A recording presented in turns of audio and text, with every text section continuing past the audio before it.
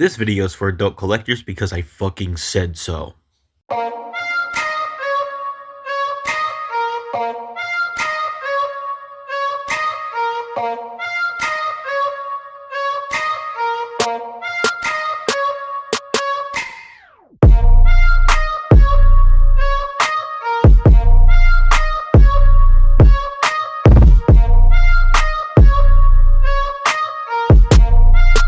You ever get surprised? Like, your friends ever get you to try a new food and it becomes one of your favorites? Or you expect it to be sunny and suddenly it starts pouring. Surprises can be both good and bad. And thankfully, Studio Series Age of Extinction Galvatron is in the former category. Category?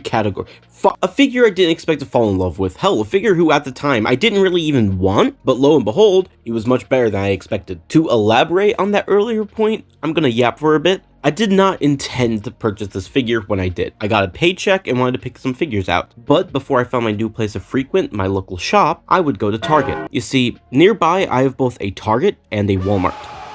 Walmart has fucking terrible stock. And upon my last visit, they still had Legacy RC. She haunts me to this day. So little me with a pocket full of money went to Target, imagining all the potential figures I could be getting that the shelves were empty. Now, my Target has good stock. It's always up to date. However, apparently, some of y'all fuckers be lurking in my town because every time I go there, the shelves are cleaned out, you fucking vultures. I wandered aimlessly down the aisle trying to see if there was anything I wanted. The few figures they had were Studio Series 86 figures, which at the time I wasn't collecting, and figures I had already owned. But sitting on the barren shelf was one figure I didn't already own in Studio Series. It was a figure of a character from a movie I didn't like. A character whose design I wasn't the biggest fan of, and a character who, to be honest, wasn't even a character in the film he appeared in. But since he was the only figure I didn't own, and because Hasbro has a chokehold on me in my wallet, I picked him up. Let me just take a sip of this Diet Dr. Pepper. I'm about to say something that might make some of you just a bit bloodthirsty. This figure is my favorite Studio Series figure as of right now, and I own Concept Megatron. Video on him one day? We'll see. Now, he definitely isn't perfect. He has some proportional issues, his posing is a bit limited amongst other things, as you'll soon see. We'll be starting in truck mode because honestly, it's the mode that I have the least to say about. It's a nice looking truck for the most part, save for the abundance of panel lines and some lacking paint. It's really nice to look at from the front. Yeah, the biggest issue with this figure is the fact that the back of the truck is a mess. It's because they decided to work in some weapon storage. And while this is some good weapon storage, I think that space could have been used a bit better. Like that toy guy said in his own video, maybe these toe sections could have folded down a bit further to fill that space instead of the gun. And the said gun could have just pegged onto the side, like every other Studio Series figure. But if I'm going to be honest, this doesn't bother me all that much. I've let worse, much worse, slide than this. And considering what this actually does to convert between modes, I'm more than willing to forgive the sacrifices made here. And while some engineering was possibly sacrificed for it, the weapon storage is admittedly clever, having places to hide both the gun and the missile rack. You can also plug the missile rack onto the side of the truck to recreate that one scene, which I really like. One genuine issue I have though, is that on this side, at least on my copy, the panels don't line up half the time. And that's about it for the truck. A flawed but overall nice looking vehicle. Now, let's get into why this figure is my favorite Studio Series figure at the moment. The transformation and the robot mode. You like Jen? The transformation is actually just really, really interesting. Now, it's easier going from truck to robot than from robot to truck, but it's not that much harder. Am I going to show you? No. First, you fold that down. Okay. Lift that. I like just getting these panels up and out of the way first. Just makes life a little easier. And now what I do is I flip these panels down and split the legs. That helps loosen up the panels because, believe it or not, all of this becomes the leg. He's not just a shell former. He has shell formery elements, but he's not just a shell former. Now, this whole series of events to get a leg is really interesting to me. So the first thing you do is combine the feet together, or combine the halves of the feet together. Then you shift the foot down on this hinge right here. Fold this up, shift it back up. Make sure that's folded all the way up so you can rotate it like that. Flip it down till it thoops into place. And then you just put that down. There's a little tab here that you feed into the wheel. And then you grab this and just fold that down. And that is an entire leg just done. I love how that works. There you go. Look, it's that one joke that everybody fucking does with every Transformer ever. Haha, Among Us. Okay, back in the proper orientation, you take this and fold that up, not all the way, or you fold this bottom panel all the way up, but don't fold that up yet. You go here, fold that down, pull the arms out. Oh, I knocked the camera. Pull the arms out. Let me shift this up. Then you take this whole roof assembly, lift it, and double hinge it down. It's on a bit of a tight little foop there, but you pull that down. These weren't supposed to flip back out. Pull that down, rest that against that, then you fold this up, and just complete that. Flip this up. It doesn't really tab as much as it just thoops into place, but it's a tight enough situation. It's not like you're going to do anything to really try to undo that. Then you just pull the arms down and rotate them, and that's, well, and peg them in place. But that's Galvatron.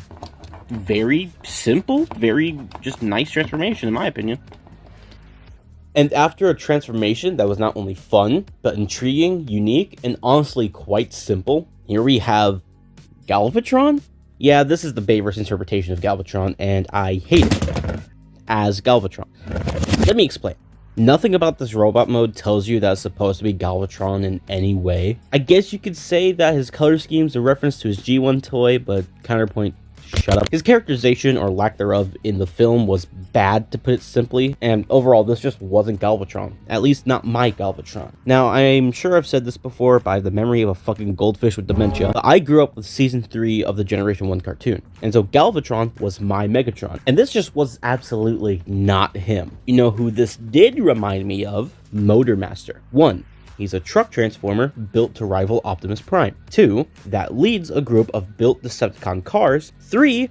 That was programmed by Megatron to be evil. Now, where have I heard that before? Now, there's that rumor that he was supposed to be Motormaster in the movie, but that design was a fan design based off the vehicle that was used in the movie before the movie came out, and people just took it as official concept art. Now, I get it. Megatron programmed his consciousness into this new body, and Megatron plus new body equals Galvatron.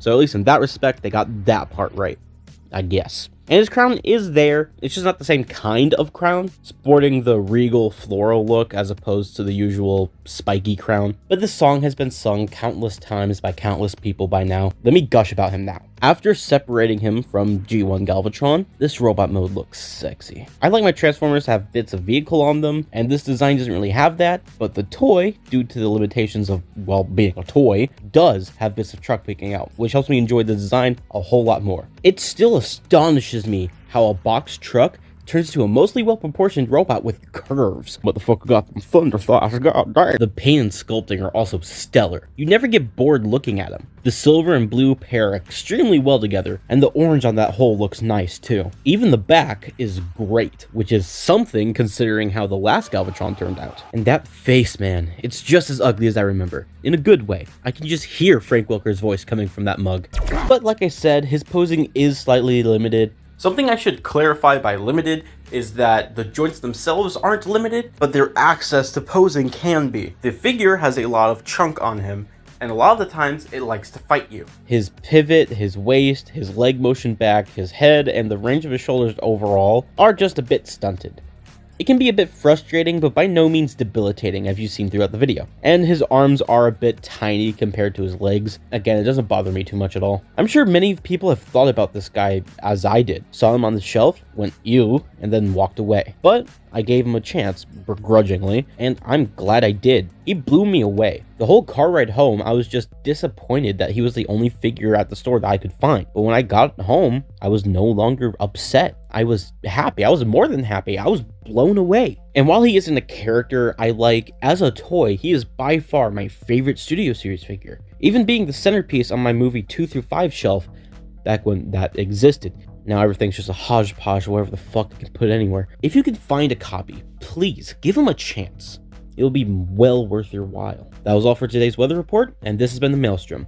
Thank you for watching, and make sure to like, subscribe, and tune in to the next broadcast whenever that may be. This is your Stormcaster, signing off.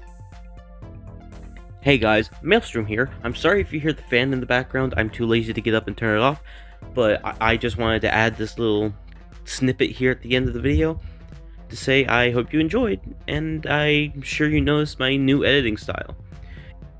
I basically just took what I did last time with the figure review and decided to amp it up a bit, just dive deep into it, and I hope you guys really enjoy this, because this took a lot of work, and because it takes that much work, there's going to be a bit of a gap between uploads. Nothing crazy, not like my last one, which was 8 months or anything, but it's not going to be coming out as frequently as, you know, they have been recently, where it's just a couple days here or there.